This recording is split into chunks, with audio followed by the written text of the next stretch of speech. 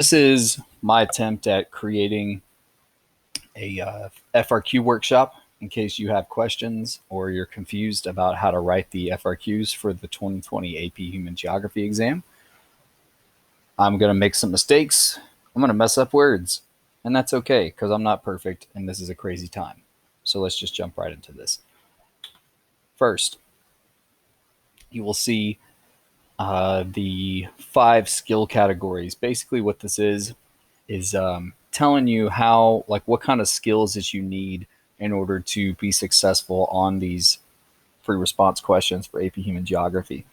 So the first skill category, concepts and processes, that's basically just, do you know the concepts of the course and do you know how things change? That's what we refer, that's why they talk about processes, is just how do things change over time, and just do you know the course content. If you look at skill 2, spatial relationships, that is asking you to basically articulate your understanding of how things are related to each other. 3 and 4 kind of go together. Data analysis would be something like how can you interpret numbers or data from a certain set of numbers on a chart. Visual analysis would be something like looking at photos.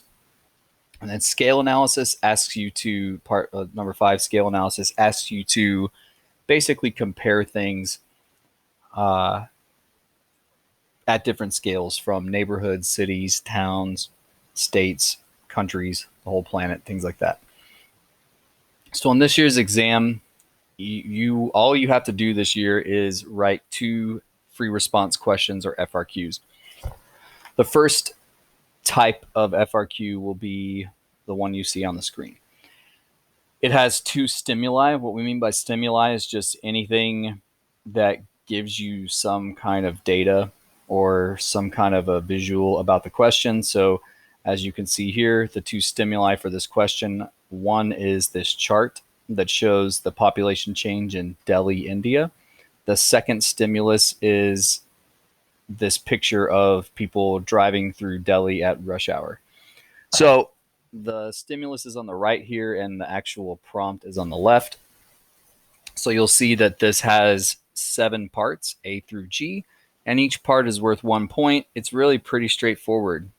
Every correct answer you get for parts A through G gives you 1 point. Your goal should be to get at least 4 out of 7 points. You want to be above the average in order to earn credit on a normal year. Now, this is definitely not a normal year, but if you're worried about, oh my God, what do I need to get to make a good score, I would say usually shoot for 4 or 5 out of 7. So this is the question 1 is going to be formatted this way. It's the only reason I'm showing it to you is so you can get an idea of what the question format is. The second question that you'll answer will be formatted this way. It has 1 stimulus, which you'll see here is just this infant mortality rate map. It will have parts A through question mark. I put a question mark because we really don't know what the second question will look like, if it will be parts A through C like you see below, or if it will be A through D. We really have no idea. We're pretty sure, though, that it will be also worth 7 points. And again, your goal is to get at least 4 or 5 out of those 7 points. For this one, you'll have 15 minutes to write or type your answer, and then you will have 5 minutes to upload either your answer or your picture to the College Board servers. So you'll see on at the bottom here, you'll see that it gives you a little blurb about infant mortality rates, and then you'll see it has parts A through C, and then part C has 2 parts under that. So it's a little bit more difficult to answer these, I think, because it's not hard to answer, but figuring out where the points are is more difficult, because you'll see, look at part B, for example. It says, describe 2 economic reasons for the level of infant mortality rates in Western Europe. So part B asks you to do 2 things. So you need to really pay attention to how the multipliers work for this. So on B, it's going to ask you to describe 2 things. In this style of format, you really have to pay attention to that. If you look at part C, It says, identify and explain a specific way in which each of the following 2 United Nations Sustainable Development Goals are intended to affect infant mortality rates in a rural community in South Asia. Ooh, that's a bunch. So it's asking you again to write answers to both parts of C. Let's talk about verbs. Verbs are crucial. They are very, very important. No cap, for real, is super important. If you can understand how the verbs work, that is seriously will take you a long way to answering these questions properly. So they're called task verbs because each one gives you a task or an assignment to do. The list here goes from least in depth to most in depth. So if you're looking at an identify, all that asks you is to just identify the thing that's happening. Usually you only need like one sentence for an identify. Define, you should know what that means. Just write the definition of a word or a concept. Usually 1 to 2 sentences. If you want to go the extra mile on a define, give a real world example so that the person reading it knows that you know what you're talking about. Describe, also something you should be familiar with. Just point out the characteristics of something. Compare, another one that should be familiar to you, is you just explain the similarities and or differences between 2 things. The last one, explain, is the one that usually people have the most difficulty with. Explain asks you to basically talk about why a certain thing has happened or why change has happened over time. So that's the most in-depth one. For your describe, you're looking at least 2 to 3 sentences. For compare, I would say probably 4 sentences. Explain, it's not going to hurt you to do a full paragraph. You should have a very in-depth answer when you see that task verb of explain. So the very first thing you have to do is figure out what the question is actually asking you to do, because I have scored these before and it is annoying when I feel bad for kids who they'll spend a whole page writing an identify and then they'll run out of time where they can't answer the other ones because they spent so much time trying to identify something. So what we're going to do on the next few slides is practice using everyone's or a dessert that many people like, and that is ice cream. So ice cream continues to be a favorite treat of many people around the world. Part A, define ice cream. Part B, describe ice cream. Part C, compare ice cream to other desserts. Part D, identify an example of ice cream. Part E, identify a second example of ice cream. Part F, explain how ice cream changes over time. And Part G, explain one criticism of ice cream. So as we go through here, you're going to be asked some questions to show that you understand what the different parts of the FRQ ask you to do. Let's look at Part A. Part A asks you to define ice cream. There are 2 statements below, numbered 1 and 2. What you need to do is pick which one actually constitutes a correct definition. Part B asks you to describe ice cream. That means to provide its characteristics. You'll see below there are 3 statements. You need to pick which one is the best description of ice cream. Which one of these best describes ice cream? Part C asks you to compare ice cream to other desserts. Again, when you're ever asked to compare anything, it should be you're giving similarities and differences. Even if it doesn't tell you to contrast, which means to show differences, you should do that anyways. You'll see below I created a sample to show you ice cream comparing to a lifesaver. Now what you need to do is type your own compare answer for this part of the prompt. So on Part C, compare ice cream to other desserts, go ahead and answer that part of the prompt. Part D, you'll see that there's 2 identifies here. Again, identify only 1 sentence. If it helps you to remember, a capital I kind of looks like a 1. So if you're ever asked to identify things, it's just 1 sentence. I have a hunch, and a lot of people have a hunch this year, that there's not going to be any identifies on this exam because they're just too easy and it would be simple for you to Google it. But you still need to know how to answer these just in case they do sneak one in there. So you'll see I've given 2 examples. I've identified 2 examples of ice cream. So in the prompt, go ahead and type 2 answers that are different than mine. Part F, explain how ice cream changes over time. So again, what we're looking at here is explaining why something is happening with specific answers.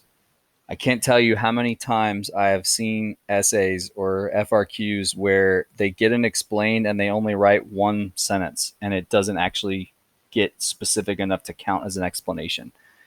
So when you're answering these explain prompts, you need to use the word because or therefore to show why something is happening. If we think back to that infant mortality question, I've given just a blurb simple answer to if you were asked explain why infant mortality rates are falling in the developed world in more developed countries, or even in less developed countries where things are improving, you could say this example answer right here: infant mortality rates are falling because children get vaccinated at an early age and the food supply is improving. There, I could even add on there, therefore children are living longer, which makes your infant mortality rate fall. So now what you're going to do is go back up to the top of the slide and explain how ice cream changes over time.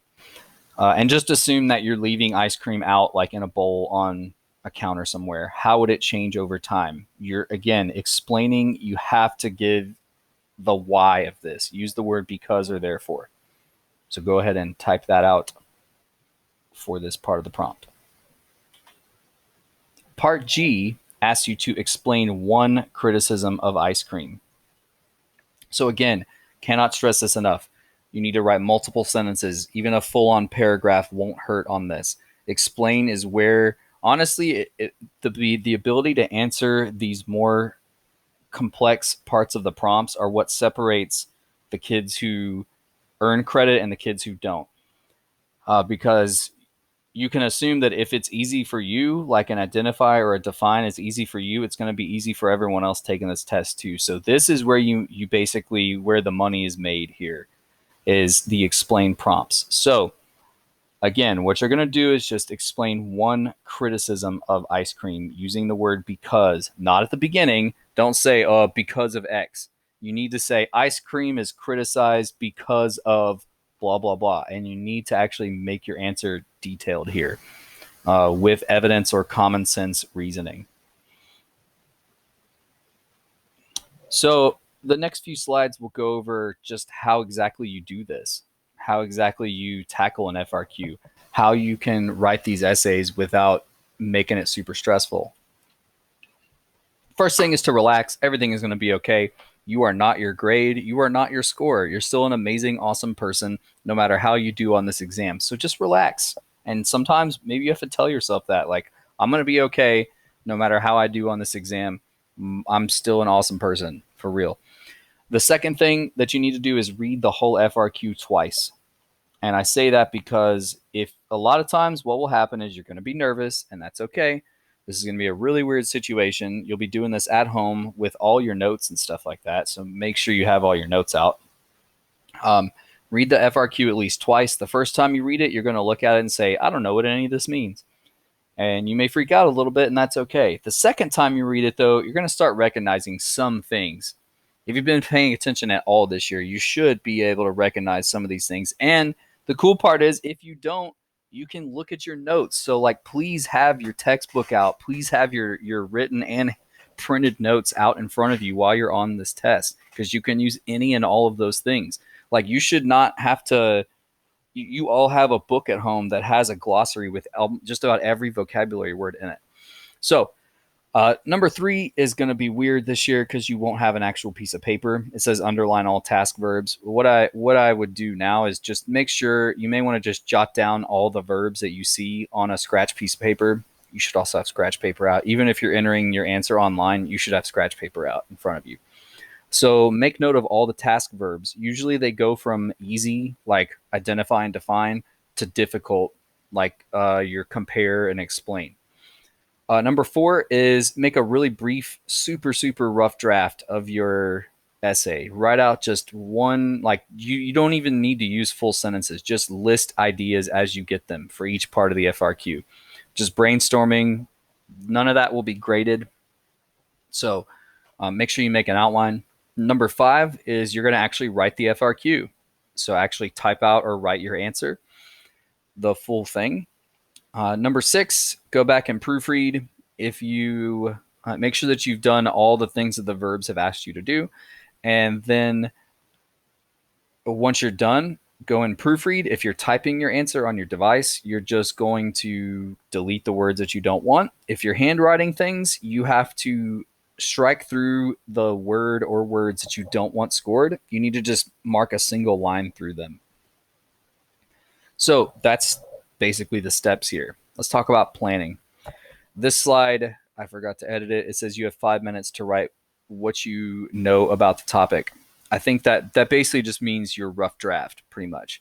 That's where you want to jot down your vocab definitions, because every single vocab word that you know from that question will make you freak out less. It'll help you relax. It says you have 20 minutes to answer the question and proofread. That's on a normal test. Remember, on this one, question number 1, you'll have 25 minutes and then 5 to upload. Question number 2, you'll have 15 minutes and then 5 to upload. Once you finish question 1, you cannot go back, so keep that in mind. Yeah. Next, follow the rules. My favorite part is at the top. There's no intro, there's no conclusion, there's no citations, there's no thesis, none of that. Again, strike through your mistakes if you're handwriting. If you're handwriting, also a big one, skip a line after you answer each section. So if you're on your notebook paper, you write part A, you answer that part of the question, skip a line or two, because 1, it will help you in case you need to add something later. You'll have space on your paper so you don't freak out as much. Also, I always get this question of, what if I answer part A and then I forget to skip a line and I write part B and then I need to add something to part A later? You can just put part A continued, like at the end of your essay. It really doesn't matter as far as that goes. You want to use geographical vocabulary whenever possible. Again, this shows that you really understand the course content and that you're not just making stuff up.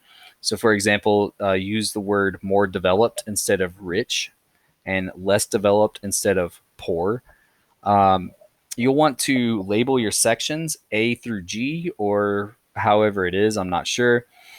I don't think this will be as big of an issue if you are typing your answer. I really don't know how that's going to look. So I don't know if they'll have a box for each letter, or if you'll just have one big box that you have to type everything in, and all that stuff. So the next one, please, especially if you're handwriting, don't write bullet points on your paper. I've seen kids write out an answer in a list format, and that does not give you credit. It has to be an actual written essay. You can't just list things on your final submission. No abbreviations. So when you're writing out, this goes back to using vocabulary whenever possible. If you're writing out something like the demographic transition model, you need to write that out. Don't just write DTM. Don't use the word you, like as you can see, da-da-da-da-da. Don't do that. And don't write any graphs, charts, or drawings. You don't have to do any of that for this. It's just type out your answer or write out your answer, and that's it. So now that we've gone over the basics of actually how to write these, I'm going to give you a couple of practice prompts that I want you to try. And again, this is just practice. I just want you to try, and I'll eventually put out more of these practice FRQs for you to do. So let's look at our practice time here. So I gave you some steps there at the top, 1 through 5. Know that this is from Unit 3 about culture. So you can take out all your notes, or you can turn to the culture chapter in your textbook. Again, you're going to read that question twice. You're going to understand the verbs and the multipliers in each section. For example, part A says identify 2 specific means by which new expressions in popular culture are diffused globally. So remember, on part A, you have to say 2 means. I'll give you a clue. What they're talking about is identify 2 specific means. That means that it's just asking you, how do words like the ones in the chart get diffused globally? Like, what are the ways? What are ways that these words can be spread globally? Then you look at part B. Part B has parts 1, 2, and 3. So what I would advise you is to write, if you're doing this on paper and you get a question that has numbers under the letters, I would write B1, then answer that part of it, skip 2 lines, then write B2. Like literally write letter B, number 2, and then write out your answer about contagious diffusion, and then B3. Same thing. And then part C It asks you to identify and explain two barriers to diffusion. So there's quite a bit of content in that one part. If you see there, it asks you to identify and explain two barriers. So you have to identify the barrier, and then you have to explain why the barrier causes words not to spread as quickly. And you're going to do that twice. So it would be like you would write C1, and then you would write your identify answer and then your explain answer. And then you would write C2, write your identify answer, and then write your explain answer. So go ahead and do that on the prompt that you have been given on your screen. Go ahead and answer this sample FRQ. Take your time. Please, like, seriously start a timer on your cell phone and time yourself, because you need to practice the writing under the time constraints, and you need to practice self-timing as well. You can totally use your cell phone. You can use an online stopwatch, whatever you want to use. So use this time to practice. Now that you've finished the first practice FRQ prompt, this is the another example. It's, as you'll see, there's quite a bit more detail here. So again, when you're starting this for this particular year, you need to have your notes out, all handwritten, typed out, handouts that you've been given by your teacher or your textbook. All those things need to be out. So this question is from Unit 5. On this, I put the stimuli on the left side of the page, the stimulus, or actually there's two stimuli here. This is one stimulus, this map. I'm not going to tell you the scale of the map. You should be able to figure that out. And then this is the other stimulus here. It's this other map right here. So it's two stimuli because there's two different maps. And then you'll see the legend, the key that tells you what the color codes are. So to the right on this slide is the actual prompt. I felt like it was easier to read here if I would just put all of this in the slide instead. So you'll notice it gives you some information about what yield means. So make sure that you read that, because it's there to help you. And it shows you the change in over time here. So you'll see A through G. What you'll need to do is make sure that you know the verbs for each of these. And for the most part, for all of them except for E, the verb is right there at the start of the question. For letter E, you have to read